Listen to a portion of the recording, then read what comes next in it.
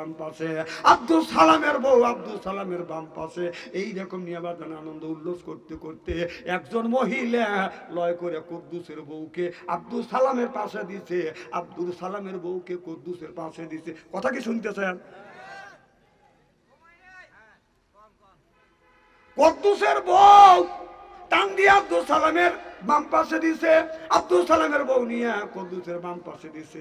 এটা ওরা কেউ কোনো ভাই বাজান মার করে নাই। এইরকম 1-1.5 ঘন্টা আনন্দ উল্লাস করিয়ে বললো যার যার বউ নিয়ে ঘরে যা। অমনি কুদ্দুস এই মেয়েটাকে হাত ধরে বাজান বাসর ঘরে নিয়ে গেলেন। আব্দুল সালাম কুদ্দুসের বউ নিয়ে বাজান বাসর ঘরে বাজান চলে গেলেন। কথা কি বাজান বুঝতে আছে?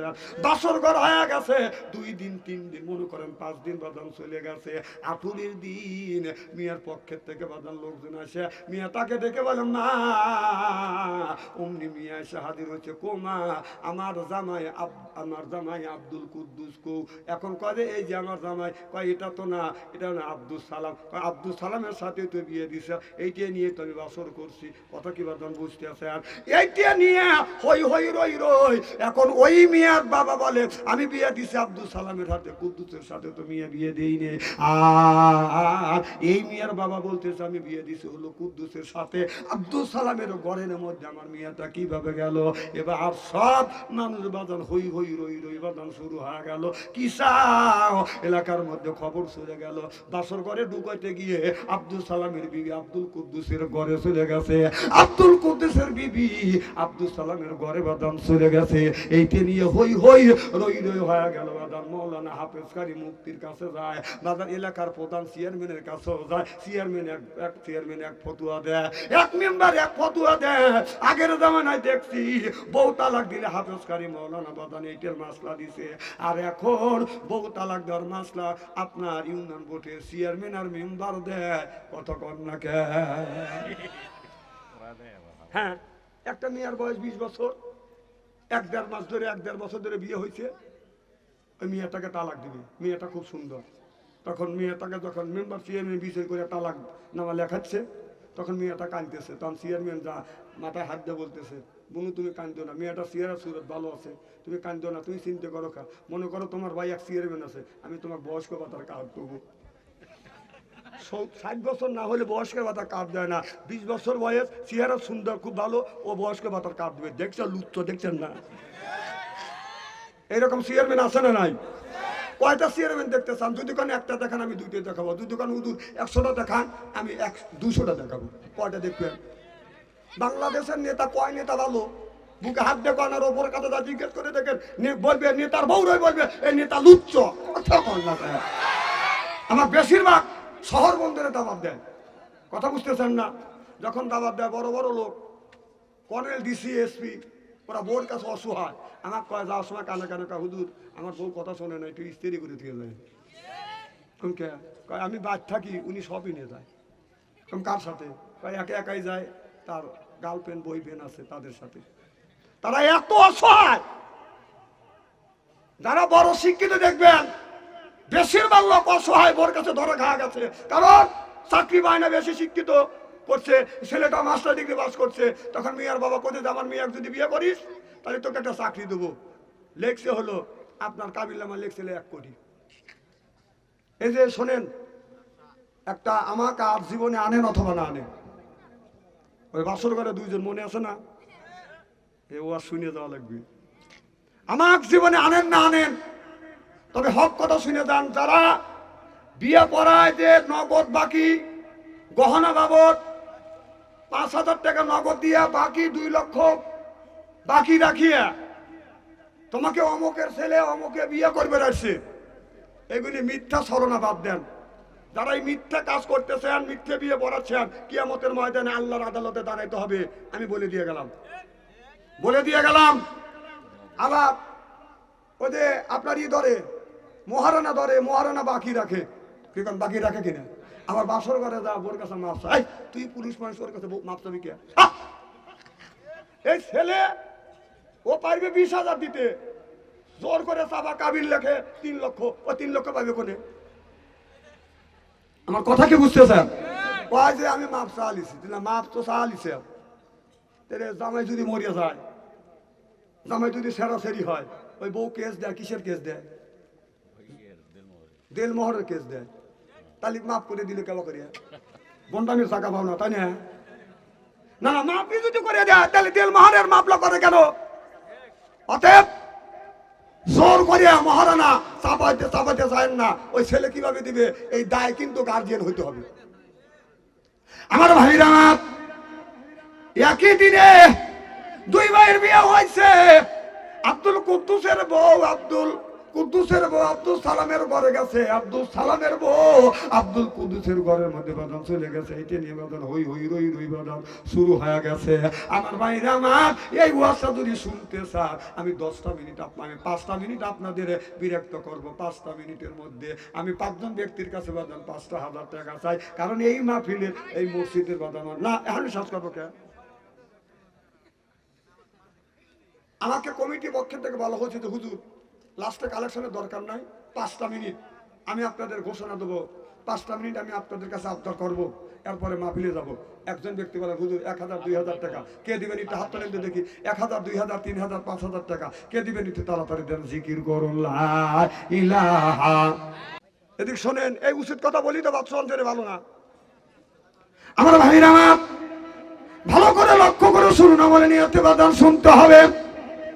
একজন মান্নত করছে, আল্লাহ একই দিনে আল্লাহ যদি সন্তান দাও, আল্লাহ ছেলে যদি দাও, 2টা যদি ছেলে দাও, তুমি তো আমাকে কয়েকটা মেয়ে দিছো, আল্লাহ এবার যদি 2টা ছেলে দাও, 2টা ছেলেকে একই দিনে আমি বিয়ে করাবো। আল্লাহর কি শান, আল্লাহর কি কাম। 2টা বাদাম জমত বাচ্চা হয়েছে, 2টাই ছেলে, এইরকম হয় কি হয় না? 2টা ছেলেকে বাদান আপনার লালিত পালিত করছে, 2টা ছেলে বাদান বড় হয়ে গেছে। 2টা ছেলে যখন বড় হয়ে গেছে, এই 2টা ছেলেকে বাদান আপনার একই দিনে বিয়ে করাইছে। আগের জামানার মানুষ বিয়ে যখন করতে গেছে ছেলে বউ দেখে না, আপনার বউ আপনার ছেলে দেখে না। নিয়ম হলো যে বিয়ে করবে সে তাক দেখবে, আর স্বামী দেখবে বউ, বউ দেখবে বাদান স্বামী। এখনকার যুবকরা যদি বিয়ে করতে যায়, এখনকার যুবক ছেলেরা বিয়ে করতে গেলে বন্ধুদের বলে, বন্ধুদের দেখ আমার এই বউটা কেমন হবে, বন্ধুদের দিয়ে বেদান চয়েস করায়। আমার ভাইরা ভালো করে লক্ষ্য করে শুনুন, তখন ওই ছেলে 2টাকে বিয়ে করা আনছে, মা বাবা পছন্দ মতো বাদাম বিয়ে করা আনছে, আনিয়ে উঠোনে যখন 2টা বউ একসাথে আনছে, একসাথে বাদান আসছে, একটা একটু আগে আসছে, বলো অপেক্ষা করো, 2 ছেলের বউকে একসাথে দাঁড় করাইয়া আনন্দ উল্লাস করিয়া বাসর ঘরে দেব। 2টা ছেলে তখন আসছে, আপনার কুদ্দুসের বউ বাদান কুদ্দুসের বাবারে তোর দরবারেতে, বাবার দরবারে যা, যদি কেউ কিছু চায়, বাবার কাছে কিছু নাই, হ্যাঁ পাবেন, বাবার পেটের মধ্যে আছে নারী আর বুড়ি, গু আর গোবর। না না, ওর কাছে তা কি পাবেন আপনি? বাবা কি দিবে? বাবাই চায় আল্লাহর কাছে, আর তোমরা যা চাও বাবার কাছে। বাবা কিচ্ছু দিতে পারবে না, দেওয়ার মালিক কি? যখন এই যে মাজারে যাদের সেজদা দেন, সেজদা দেওয়া তো হারাম। মাজারে সেজদা দেওয়া কি? সেজদা দিতে হবে কাক? আর আমাদের দেশের লোক মাজারে যা সেজদা দেয়, মাজারে সেজদা দেওয়া হারাম তো হারামই। আচ্ছা, তারপরেও আমি 1 মিনিটের জন্য জায়েজ মনে করে নিলাম। আপনি যায় আপনারা মাজারে এক অলি শুয়ে আছে, ভালো, ওনারা জিন্দা মানুষ, আলহামদুলিল্লাহ, ওখানে যা বলতেছে আমরা তো জিন্দা থাকে, তাহলে ভালো মানুষ, নিশ্চয়ই ভালো মানুষ। ওখানে যা বলতেছেন, বাবা আমি আপনার কাছে একটা ছেলে চাই। কারণ ওই লোকটা কবরের মধ্যে ঘুমো আছে না জাগিয়ে আছে, যদি ঘুমা থেকে থাকে তাহলে তো আপনার ভাইয়ের মিস হয়ে গেল। কথা কয় না বাবলি, তাহলে কি সে কি শুনলো? শুনলো না। আচ্ছা, উনি যদি জেগে থাকে, জেনটা থাকে, তাহলে নিশ্চয়ই জান্নাতি মানুষ। আপনি যা বললেন যে হে বাবা আমি অসুস্থ, তুমি আমাকে সুস্থতা করে দাও, উনি কবরের মধ্যে আছে না আল্লাহ আশা আজমে উঠে নিছে, এই আন্দাজে যা দাবুর দুবুর সেজদা দিও না। সেজদা যদি দিতে হয় জমিনে যেখানে সেখানে সেজদা দাও, কবুল করে নিবে কে? এদিন সেজদা দিতে হলে কাকে সেজদা দিতে হবে? সেজদা প্রাপ্তই একজন ব্যক্তি, সেটা নবীও নয়, আল্লাহ হলো সেজদা প্রাপ্ত। সুবহানাল্লাহ জোরে কর। আর জেনে সেটা সেজদা দিবে জান না, ওর পেটের মধ্যে কি আছে? হ্যাঁ, আবার কেউ কয় যে কিয়ামতের ময়দানে জাহাজ নিয়ে আসবে। আরে কিয়ামতের ময়দানে এক এক করে একা একা দাঁড়াইবে, ওখানে কোনে জাহাজ পাবি কোনে রে? পানি কোনে হনে? আন্দাজ কথা কয়, ওইতে শুনে মানুষ হে করে। লা ইলাহা ইল্লাল্লাহ। আমার ভাইয়ের আমার এ মুসলমান ভাইয়ের আল্লাহর হাবিবের বিম্মতেরা ভালো করে লক্ষ্য করে শুনুন। ওই যে ছোট বাচ্চার কথা মনে আছে, ওই সৎ মা এই মেয়েটাকে বাদান দেখতে পারে না, মেয়েটাকে বাদান মারধর করে, বাদান বাবার কাছে গেলে বাবা বাদান নিত্য বিচার দেয় না। এবার মেয়েটা বাদান ওই মেয়েটা বাদান মার কবরের পাশে যাইয়া ছোট্ট বাচ্চা মানুষ কান্দেছে, এই লোকটা দেখছে এমন কোনো মানুষ নাই বাদান তার চোখে বাদান পানি আসে না, কলিজায় আঘাত লাগে না, হৃদয় আঘাত লাগে না, এমন কোন হৃদয় আপনার হৃদয়হীনতা মানুষ নাই। ওই দৃশ্য দেখলে বাদাম চোখে পানি আসে না। ছোট বাচ্চা মার কবরের পাশে বসে বসে কাঁদতেছে আর বলতেছে, মা রে তুমি দুনিয়ায় নাই, আব্বা আবার বিয়ে করেছে, মা তুমি তো নারী, মা আব্বা যেই মেয়েটাকে বিয়ে করে আনছে সেটাও নারী, তুমি তো মা জাতি, ওটাও তো মা জাতি, মা রে নিজের ছেলেকে খাবার দেয়, ভালোবাসা আদর করে, মা আজকে তুমি নাই মা, কেউ আমারে আদর করে না, আমারে খাবার দেয় না, আমারে গালি দেয়, আমাকে মারছে, মারে তুমি দুনিয়ার থেকে বিদায় হয়ে গেল, মা আমাকে কেন রেখে গেল, আমাকে কেন তুমি সাথে নিলে না।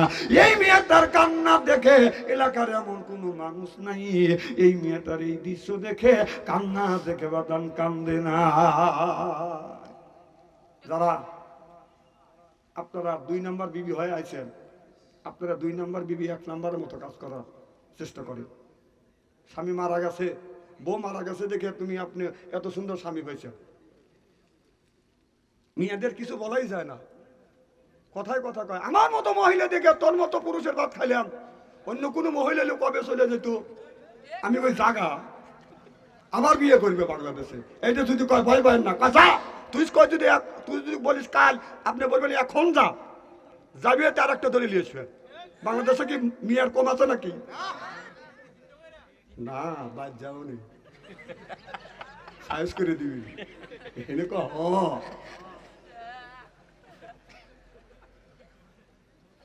আমার ভাইরা, আমার এ মুসলমান ভাইরা, আল্লাহর হাবিবের উম্মতেরা ভালো করে লক্ষ্য করে শুনেন। এবার ইবলিস, এবার ফেরেশতা জিবরাইল, মিকাইল, ইসরাফিল 3 জন ফেরেশতা ফিরে আসলেন। আল্লাহ আজরাইল আলাইহিস সালামকে বলল, আজরাইল তুমি যাও, যা মাটি নিয়ে আসো।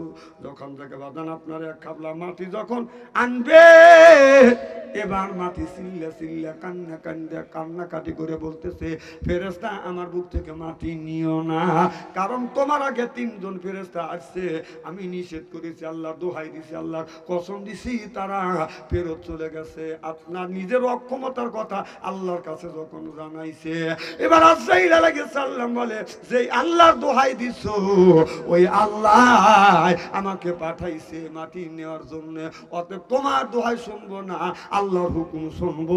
মাটিটা বাদাম সিনে নিয়ে আল্লাহর কাছে যা বলে, আল্লাহ এই যে মাটি আনছি, আল্লাহ বললেন মাকরুম রে, এই যে মাটি দিয়ে আমি মানুষ বানাবো, সুন্দর করে তোমরা বানাও। মাকরুম বলে, সাইরা বানা, আমি আদম বানাই কেমনে, ওই যে ফেরেশতা কা সাইরা বানা, মানুষ বানাই কেমনে। আল্লাহ বলে, ফেরেশতা রে সে দেখো আরশের পর 70 পর্দারা রে, 70 পর্দারা রে উঠলো ছবি গোপনে, ফেরেশতা কা সাইরা বানা, আমি আদম বানাই কেমনে। ফেরেশতা ঘরখান বানাইলো, হেতা বানাইতে পারে না মাথা, লামকাত মিমার আলিফ দিয়ে, লামকাত মিমার আলিফ দিয়ে বানাইলো নিজ কুদরতে। পুরুষ মলে 3টা কাপড়, মাইয়া মলে 5টা কাপড়, খুইলে দেখো কোরআনে, চিল্লে বলুন আল্লাহু আকবার, নারাই তাকবীর, আল কোরআনের আলো, নারে তাকবীর। আমার ভাইরা, আমার কিছু নতুন নতুন তত্ত্ব আসবে। আদম যখন বানাইয়া রাখিয়া দিলে, এবার ইবলিস বাদান কি করলেন, ফেরেশতাদের বললেন, ও তো ফেরেশতার সর্দার, ও মনে মনে চিন্তা করলো, আল্লাহ তো বুড়ো হয়ে গেছে, নাউজুবিল্লাহ বললেন না, আল্লাহ বুড়ো হয়ে গেছে, হয়তো আল্লাহ আমাকে, আল্লাহ মরার পরে আমি এই আল্লাহগিরি পাবো, আর না হয় যদি আল্লাহ সাথে আমি যদি ইলেকশন করি, কথা কি বলেন বুঝতেছেন, আমি যদি ইলেকশন করি সব ফেরেশতা হলো আমার ছাত্র, আমাকে ভোট দিলে কে পারবে, আমি কি পারবো, ও কিন্তু ইবলিস হয়ে গেছে, কথা বলেন বুঝতেছেন না। আল্লাহ সবই জানে কিন্তু ঘোষণা দেয় না। আল্লাহ যখন আদমকে বানাইছে রুহু যখন দেয় না, আপনার বানাইয়া সুগনের জন্য যখন দিছে, এবার ইবলিস কি করলেন, এই আদমের আপনার পিছন দিক দিকে বাদাম ঢুকিয়ে ভিতরে যা দেখো অন্ধকার, অন্ধকার দেখিয়ে ইবলিস ভিতরে বাদাম সে থুতু যখন ফেলছে, এবার ইবলিস বাদাম বের হয়ে আসছে। আল্লাহ বললেন ফেরেশতা এই ইবলিসের থুতুটা ধরে নিয়ে আসো, কারণ আমার আদম পবিত্র, আদমকে বানাইছি, তার আদমের ভিতরে যদি ইবলিসের থুতু থাকে তাহলে আমার আদম নষ্ট হয়ে যাবে, অতএব ওই থুতু আমি রাখবো না। থুতু বাদাম ফেরেশতারা বাইর করে নিয়ে আসলেন। এবার বললেন আল্লাহ কি করব? আল্লাহ বললেন জমিনে তুমি ছিটকে ফেলে দাও। জমিনে যখন ছিটকে ফেলে দিলেন, সাথে সাথে আপনার ওই ইবলিসের আপনার থুতু দিয়ে আল্লাহ কুত্তা বানা দিছে। এই জন্য কুত্তা দেখেন যখন তখন বাদান, কুকুরের বাদান, গুম বাদান খুব হালকা। একজন যদি হাইয়া আলা সালা কয়, কুকুর কয় কথা কন, আছে না নাই? এইটা দিয়ে আজকে যদি বসে থেকে শোনেন, কিছু কিছু নতুন নতুন তত্ত্ব পাবেন ইনশাআল্লাহ। ডিজিটাল বক্তা এদের কিছু কথা বললাম, কয় টাকা শুনছেন? সেই জাকারিয়া আলাইহিস সালামের আপনার ওই কেসা দরের